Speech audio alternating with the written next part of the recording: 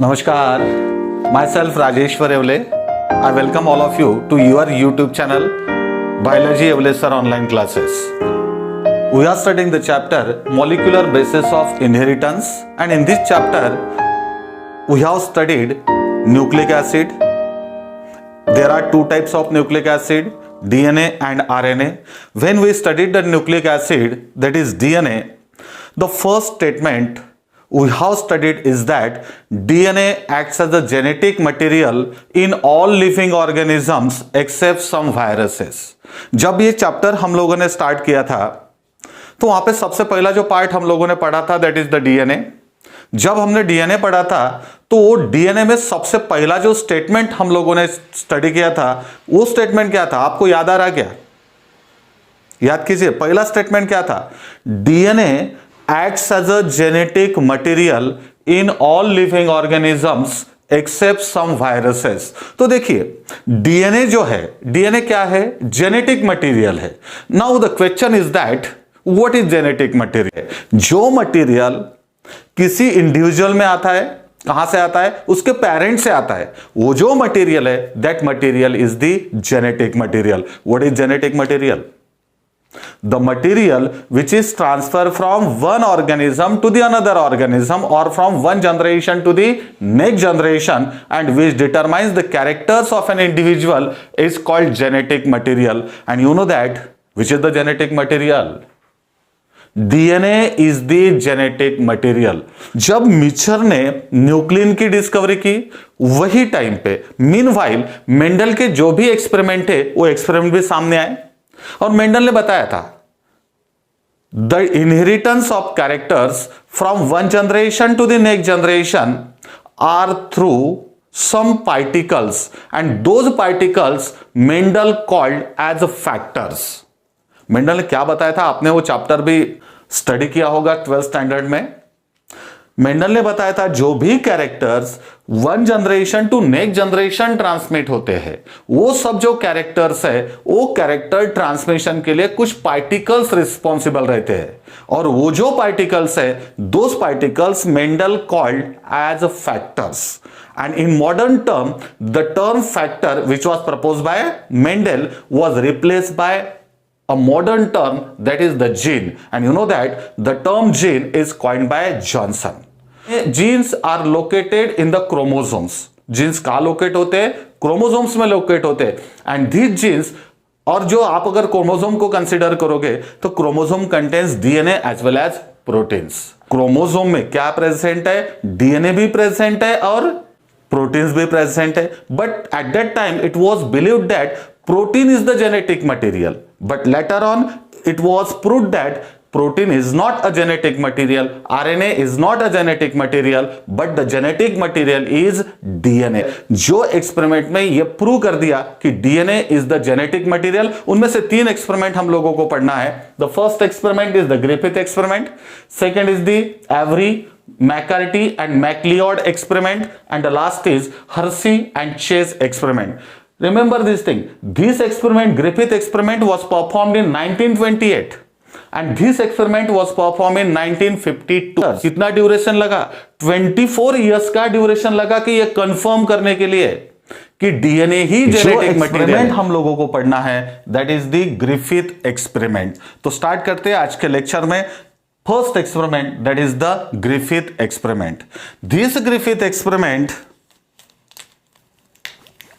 was performed in 1928. For his experiment, Griffith selected bacteria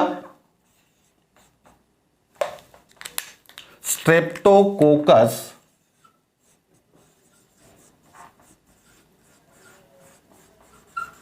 pneumoniae,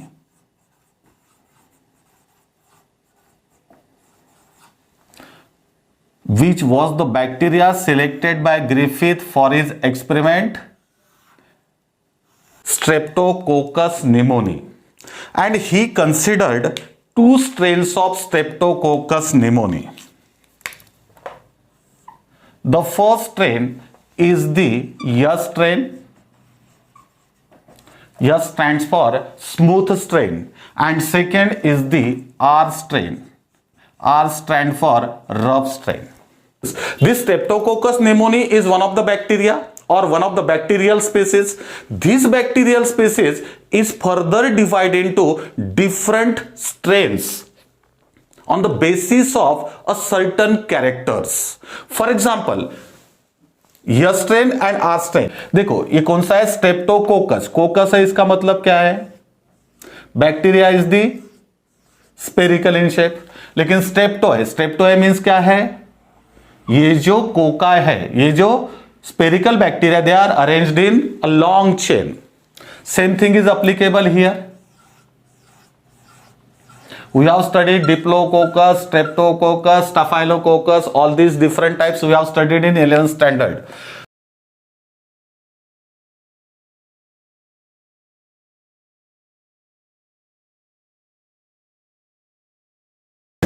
ये जो basic difference है इस टू डिफरेंस के ऊपर से, this is the S strain and it is the R strain. What is the difference between S and R strain?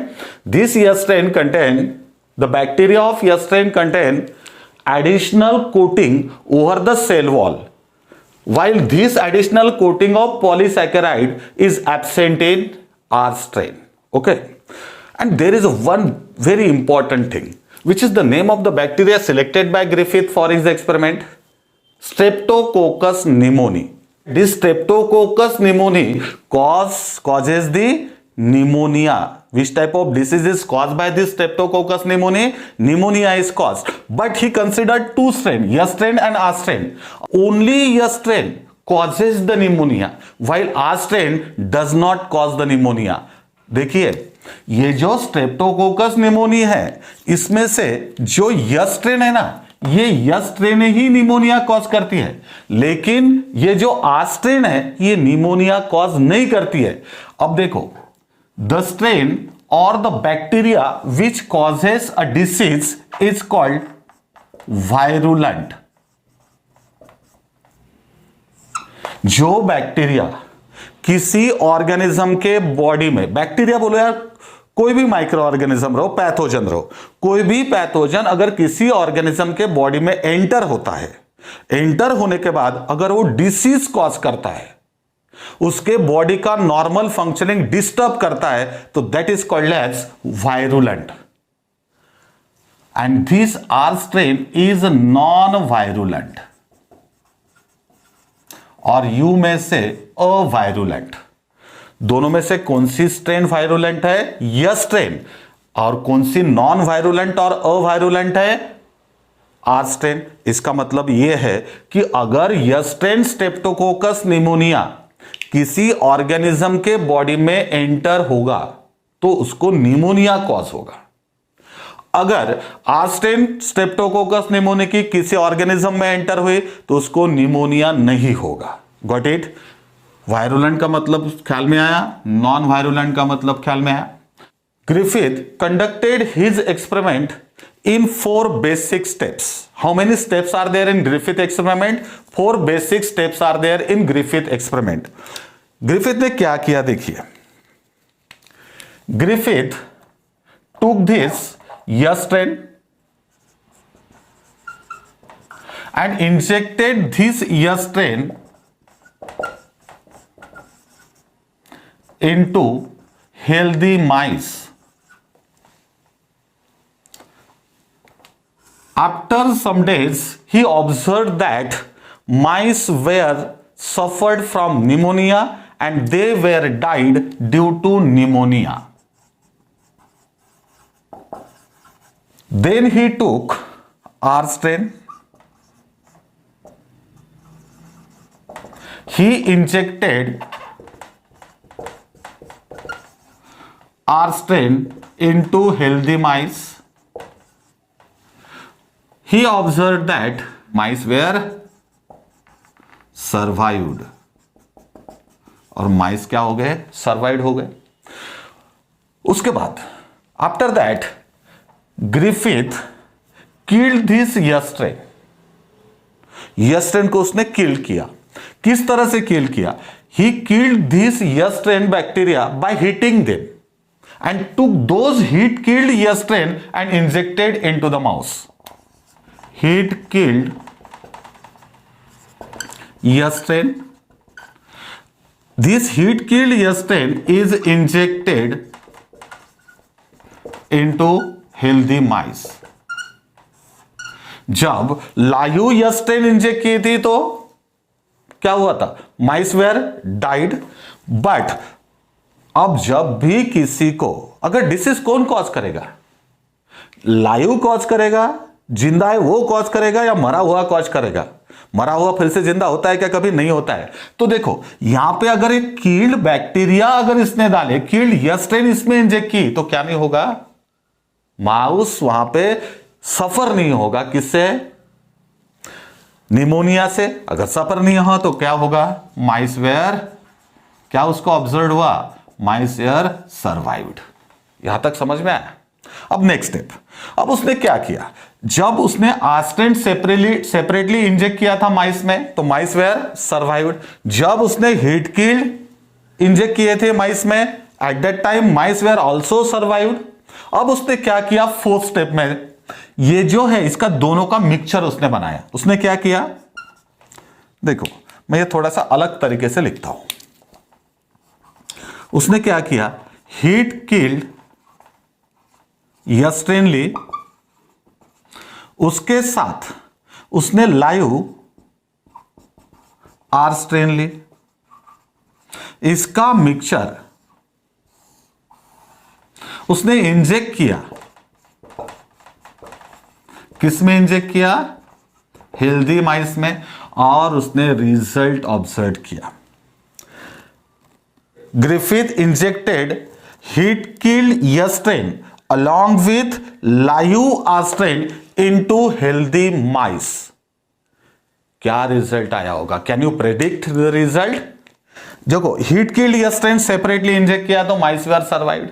Heat live R strain inject किया तो mice were survived. But दोनों का mixture अगर इंजेक्ट करते तो माइस क्या होना चाहिए?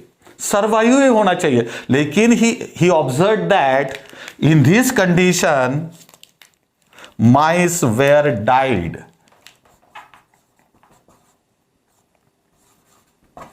Due to pneumonia. देखो इस वजह से ये जो माइस है, माइस क्या हो गए? डाई हो गए. किसकी वजह से? निमोनिया की वजह से. अब देखो अब उसने क्या किया? Then he collected the blood from died mice. ये जो डाइड माइस है उसमें से उसने ब्लड कलेक्ट किया and he cultured this blood on artificial nutrient medium and observed that on nutrient medium colonies of R strain as well as S strain were obtained. देखिए क्या हुआ? जब ये जो डाइड माइस है, माइस कौन से लिए? जिसमें क्या डाला था उसने? क्या इंजेक्ट किया था? हीट किल्ड यस्ट्रेन और लायूआस्ट्रेन. इंजेक्ट करने के बाद जिसको निमोनिया हुआ था, निमोनिया से किल्ड जो माइस है उसका उसने ब्लड सैंपल कलेक्ट किया. ब्लड सैंपल का अगर कल्चर किया, कल्चर करने के बाद he observe that R strain, colonies of R strain as well as colonies of S strain. Actually अगर आप इस एक्सपेरिमेंट को कंसिडर करोगे तो आपको क्या ऑब्जर्वेशन मिलना चाहिए था? हीट किल्ड यस्ट्रेन के कॉलोनीज मिलनी चाहिए थी या नहीं मिलनी चाहिए थी? नहीं मिलनी चाहिए थी. क्यों नहीं मिलनी चाहिए थी? अगर एक बार कोई मर गया तो फिर से जिंदा होगा क्या? नहीं होगा. It is not possible. अब तक साइंस वो स्टेज पे नहीं पहुंचा है जहां तक मरे हुए को फिर से जिंदा करना है. Okay, efforts are going on. कुछ भी हो सकता है लेकिन अभी तक नहीं हुआ है. तो देखिए, तो यहां पे क्या होना चाहिए था? सिर्फ कौन सी कॉलोनी मिलनी चाहिए थी? आस्ट्रेन. यस्ट्रेन की कॉलोनी मिलनी चाहिए थी क्या? नहीं. क्यों आस्ट्रेन की मिलनी चाहिए थी? आस्ट्रेन किस तरह से डाला था? लायूआस्ट्रेन डाला था. वो तो उसके ब्लड में पाया ही जाएगा.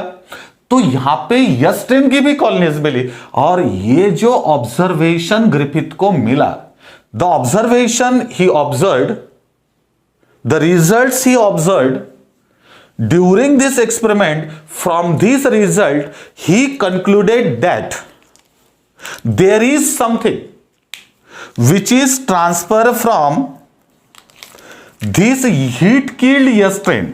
यहां पे लिखूंगा मैं, there is something. देखो उसने क्या डाला था वहां पे? heat killed yestrain. और उसने क्या पाया वहां पे? कौन सी कॉलोनीज पाई?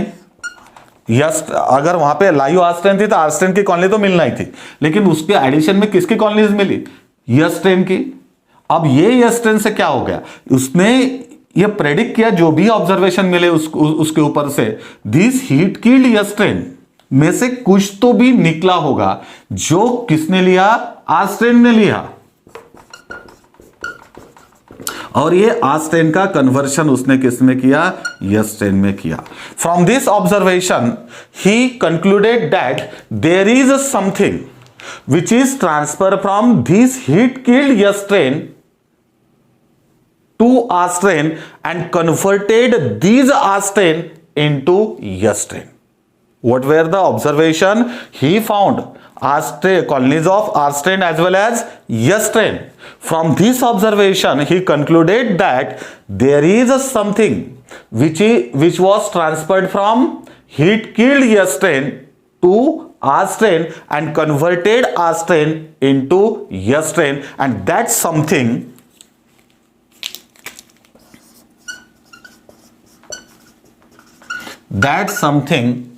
Griffith called as transforming principle.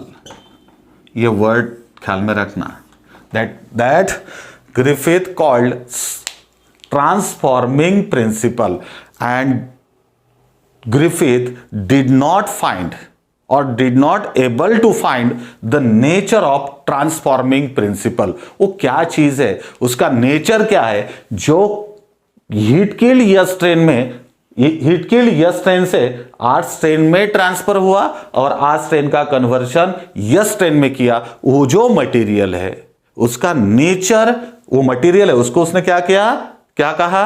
Transforming principle. लेकिन वो कौन सा मटेरियल है? इट मींस दैट ये जो ट्रांसफॉर्मिंग प्रिंसिपल है उसका नेचर क्या है, उसकी प्रॉपर्टीज क्या है, he didn't find out it, and it was find out by these three scientist, Avery, McCarty, MacLeod, and we will study their experiment in next video. Got it? This is the Griffith experiment. Just revise this Griffith experiment in short. Griffith performed the experiment in 1928. He considered a bacterium called Streptococcus pneumoniae. He took two strains of Streptococcus pneumoniae, yas strain and R strain. Yas strain is the smooth strain in which there is additional coat of polypeptide, additional coat of polysaccharide on the surface or the cell wall of bacteria, but this polysaccharide coat is absent around the cell wall of R strain. This yas strain is a virulent strain which causes the disease called pneumonia. R strain is a non-virulent strain which does not cause any disease or which does not cause pneumonia.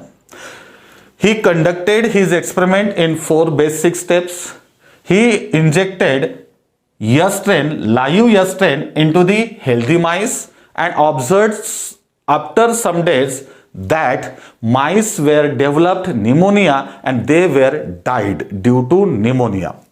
Then he injected live R strain into the healthy mice. Mice did not develop pneumonia and they were survived. Then he injected heat killed yas strain into healthy mice. He observed that mice did not develop the pneumonia and they were survived. But when he injected heat killed yas strain along with live R strain into healthy mice, he observed that mice were developed pneumonia and they were killed due to pneumonia. He observed that the blood of died mice contained colonies of R strain as well as colonies of yas strain. From this observation, he concluded that there is something which is transferred from heat killed yas strain to R strain and converted these R strain into yas strain, and that's something he called as a transforming principle. But he was unable to find out the nature of the transforming principle. Got it? This is the information regarding Griffith experiment which was performed in 1928. In next video, we will discuss Avery McCarty MacLeod experiment.